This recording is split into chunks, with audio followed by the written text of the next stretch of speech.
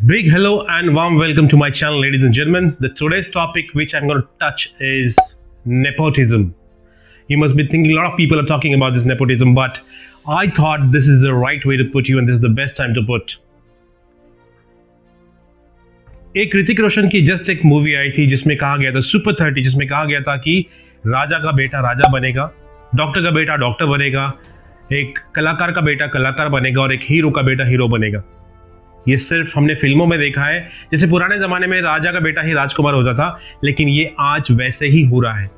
This is the true reality of today's in Indian film industry. Indian film industry is one of the biggest in the world and generating a high revenue, and this is quite unfortunate that this is being happening. Now the reason for telling you this is whatever circumstances recently happened, we have to discuss this.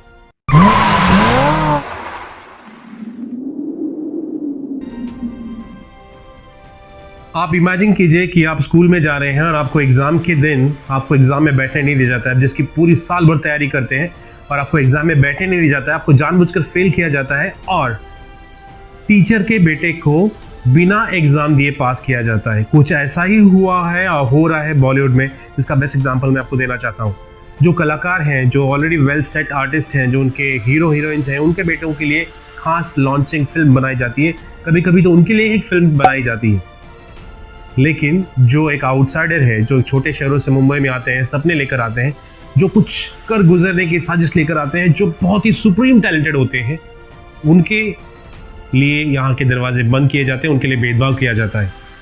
कुछ नाम मैं really लेना चाहूँगा। आप एक तस्वीर देख सकते हैं यहाँ पर। राइट साइड की तरफ है जो आउटसाइडर्स है और लेफ्ट साइड की तरफ है जिनको सब कुछ रेडीमेड परोसा गया है। आप देखिए टैलेंट कहाँ पर दिखता है। कुछ नाम मैं यहाँ पर जरूर लेना चाहूँगा। के Menon, my most favorite. Nawazuddin Siddiqui, what an amazing talent he is. Ranveer Hooda, talent की कदर कब होगी? मैं ये कहना चाहता हूँ कि हमारे देश में when the talent will be worshipped, this is very important. जिसका मतलब अगर आपके पास टैलेंट है तो आपके लिए कहते हैं कि हुनर की कोई सीमा नहीं होती, तो आप कुछ नहीं कर पाएंगे। The next very important thing which I want to highlight is double face policy, दोगलापन। एक बहुत ही मशहूर किस्सा है जो आयुष्मान खुराना ने अपनी किताब में लिखा हुआ है, मेंशन किया हुआ है कि जब वो स्ट्रगलिंग के दिनों में उन्होंने करण जौहर को, धर्मा प्रोडक्शंस को जब उन्होंने कांटेक्ट किया तो उन्हें 2-3 बार उन्हें फ़ोन किया, उनका फ़ोन उठाया नहीं गया। जब वो ऑफिस गए तो उन्हें कहा गया कि अब बाद में आइए, सर बिजी हैं। और जब फाइनली कांटेक्ट हुआ तो उनके मैनेजर ने कहा कि हम सिर्फ स्टार्स के साथ काम करते हैं। Now this is quite unfortunate because Ayushmann Khurrana is one of the supreme talented actor. When he got established with other directors, when he proved himself, then Karan Johar contacted him and asked him to work with him. Smilingly, Ayushmann said no. This is absolutely amazing, and it is how it has to be treated. मतलब ये दोगलापन क्यों? जब आप struggle करते हो तो आप उन्हें भाव नहीं देते हो, लेकिन जब वो खुद अपनी मेहनत से एक मुकाम पे पहुंचता है तो फिर आप उनके पीछे पड़ते हो। मतलब चढ़ते सूरज को सलाम करने वाली ये हमारी इंडस्ट्री है। अब इसमें मीडिया का भी बहुत इंपॉर्टेंट रोल है। मीडिया भी वही दिखाती है जो हम देखना चाहते हैं। For example, let me talk about media. What media is showing is what we want to see. किसके बेटे ने सबसे पहला शब्द क्या बोला, इसको आप ब्रेकिंग न्यूज बनाते हो. This is absolutely shameful. जिससे दुनिया में कोई और न्यूज बची ही नहीं है. किसकी बेटी ने जिम जाते वक्त किस कलर की वाटर बॉटल साथ में लेकर गई थी, ये आप न्यूज में ब्रेकिंग न्यूज दिखाते हो और इसे हम भी बड़ी चाव से देखते हैं और इसे हम टीआरपी देते हैं. This is absolutely unfortunate.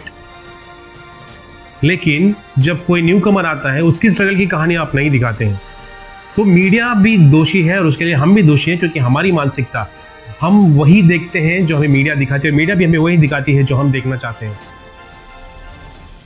आप खुद याद कीजिए कि कब मीडिया ने आपको मनोज वाजपेयी के बारे में दिखाया है, के मेनन के बारे में दिखाया है, नवाजुद्दीन सिद्दीकी के बारे में दिखाया है, लेकिन जब वही खान और कपूर की बात आती है तो मीडिया हमेशा कैमरा लेकर खड़े हो जाती है.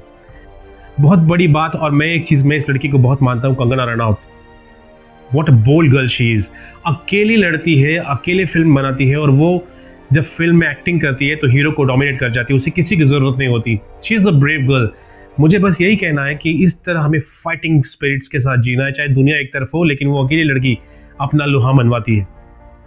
बट मीडिया कभी उसे भी नहीं दिखाती और जो कोई आवाज उठाता है उसे फिर एक लेबल लगा दिया जाता है कि वो पागल है, वो साइको है. आपने कभी स्कूल में देखा है, स्कूल में गैदरिंग होती थी, कॉलेज में गैदरिंग होती थी, बुलिंग होती थी, हॉस्टल में रैगिंग होती थी, वही सेम चीज़ हमारे बॉलीवुड का एक अनघिनौना चेहरा है। कुछ हैं जो खुद को बॉस समझते हैं और वो समझते हैं कि जैसा हम चाहेंगे वैसा ही होगा। जो स्टार किड्स को लॉन्च करने के लिए नए नए पार्टीज रखी जाती हैं, नए नए प्रोग्राम रखे जाते हैं और उनके लिए खास मूवी बनाई जाती है। अब बात करते हैं अवार्ड्स की। Film fair awards, IIFA awards, जिसके लिए स्टार स्क्रीन अवार्ड्स, जिसका हम बेसब्री से इंतजार करते हैं, जिसके टिकट्स बुक माई शो में लाख रुपए तक जाते हैं और लोग उनका पे भी करते हैं। अगर एक घर से 2 लोग या 3 लोग आते हैं तो 3-3 लाख रुपए तक पे किया जाता है। क्यों? स्टार्स को नजदीक से देखने के लिए, अवार्ड्स देखने के लिए। लेकिन इस साल जो हुआ, मीडिया में भी आया था, बहुत खतरनाक हुआ। इस साल बेस्ट लिरिक्स में गली बॉय, अपना टाइम आएगा, इस सॉन्ग को बेस्ट लिरिक्स दिया गया, जबकि केसरी का जो मिट्टी वाला गाना था उसे पूछा तक नहीं गया। शाहिद कपूर ने वॉकआउट किया क्योंकि कबीर सिंह को एक भी अवार्ड में नॉमिनेट तक नहीं किया गया। नॉमिनेट किया गया लेकिन एक भी अवार्ड नहीं दिया गया, जबकि गली बॉय को 13 अवार्ड्स दिए गए। अब आप समझ सकते हैं कि इस अवार्ड शो के स्पॉन्सर्स कौन थे और सारे अवार्ड्स गली बॉय को क्यों गए। This is unfortunate because awards ही जब खरीदे जाएं, जब बेचे जाएं, जब बायस्ड हो, तो फिर उस अवार्ड्स का मतलब क्या रह गया? It is all set. At least awards को तो बख्श देना चाहिए बिकॉज एक कलाकार के लिए एक सबसे बड़ी ये अवार्ड एक रिसिप्ट है उसके काम की। बट अवार्ड्स बेचे जाते हैं, छोटे लेवल के अवार्ड्स भी बेचे जाते हैं। This is absolutely unfortunate. अब बात करते हैं कुछ टीवी शोज की। कुछ टीवी शोज खास इसलिए बनाए गए हैं ताकि स्टार किड्स को लॉन्च किया जाए, प्रमोट किया जाए और ये दिखाया जाए कि देखो तुम आउटसाइडर्स से कितने अच्छे हो। परसों में एक बार एक शो देख रहा था जिसमें कॉफी के बहाने कुछ स्टार किड्स को बुलाया जाता है और वहां पर वो स्टार किड्स आके कहती है कि मेहनत तो हमने भी बहुत की है। जब थाली में आपको परोसा गया है, आप उसे खाते हो, उस खाने को अगर मेहनत करते हो तो एक बार आउटसाइडर्स की मेहनत जरूर देखिए। और जब उनमें सवाल पूछे जाते हैं, जब आपको मल्टीपल ऑप्शंस दिए जाते हैं और जब एक आउटसाइडर का नाम उसमें होता है जो अच्छा कर रहा होता है, तो स्टार किड्स कहते हैं ये कौन है? ये भेदभाव वाला बर्ताव क्यों? जबकि दिखने में वो आपसे अच्छा है, बॉडी में वो आपसे अच्छा है, टैलेंट वाइज वो आपसे 10 गुना अच्छा है, तो ये बर्ताव क्यों? And last but not the least, जितना ये मीडिया दोषी है, जितना ये बॉलीवुड के कुछ बुलीज जो बॉस समझते हैं खुद को दोषी हैं, उतने ही हम जनता उतने ही दोषी हैं। क्योंकि हम ही वही है जो किसी फिल्म को फ्लॉप और हिट करते हैं, हम ही टिकट खरीदते हैं। रिसेंट का अगर एग्जांपल देना चाहूं तो आपको सबसे बेस्ट एग्जांपल है कि जुड़वा 2 को आपने 130 करोड़ कमा के दिए और जब सोन चिड़िया को आपने 4 करोड़ कमा के दिए। क्यों? क्योंकि आपको भी स्टार किड देखना पसंद है। फिल्म की कोई गलती नहीं, गलती हमारी है क्योंकि टैलेंट की कदर आपको नहीं है। आप वही तामझाम वाली दुनिया देखना चाहते हो जिसमें रीमेक, आजकल रीमिक्स गानों का ट्रेंड निकला हुआ है, आप वही देखना चाहते हो। स्टार किड्स को अगर आप देखना चाहते हो तो आप वही सपोर्ट कर रहे हो कि राजा का बेटा राजा होगा। आप खुद सोचिए इस बारे में कि हम इसके बारे में क्या कर सकते हैं। बिकॉज जनता जनार्दन, अगर आप चाहे तो बहुत कुछ कर सकते हैं। अगर आप चाहे तो इस ट्रेंड को बदल सकते हैं। आप सोच सकते हैं, आप डिसाइड कर सकते हैं कि हमें किसका टिकट खरीदना है, किसका नहीं, और इसी से ये प्रॉब्लम सॉल्व होगी। तब तक मुझे आगे दीजिए, मुझे पेज को लाइक कीजिए, सब्सक्राइब कीजिए और इस चैनल का बेल आइकॉन जरूर दबाइए। Thank you so much.